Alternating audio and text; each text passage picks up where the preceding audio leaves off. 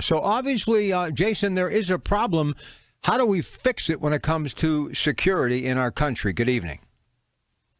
Good evening. I think this investigation is going to go a long way into changing the way these political candidates, especially significant national candidates, approach their public appearances. The big rallies in open fields, maybe even parades through downtowns with buildings and so forth. I think you're going to see a lot fewer of those if you see them anymore. It's very unlikely that you're going to see anything like this present that kind of opportunity again. So are these things important for a former politician who loved to press the flesh? And I watch you many times out amongst the citizens who voted for you to stay in office as long as you did as a congressman.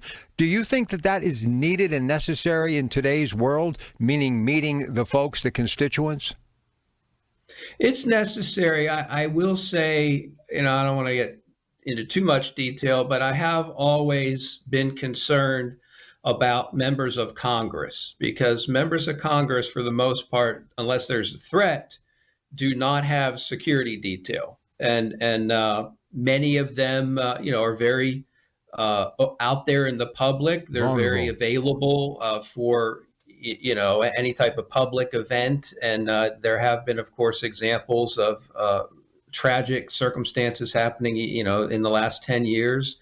But I do feel like, if somebody is out there looking to do something bad or dangerous, I have always worried about that level. Now, somebody like President Trump or a sitting president of the United States, it's going to be very, very difficult. And, this individual proved there are still gaps in the security system. But for rank and file members of Congress and other types of political leaders, I just hope that this is a wake up call as well. And we provide some help for that level of politics as well.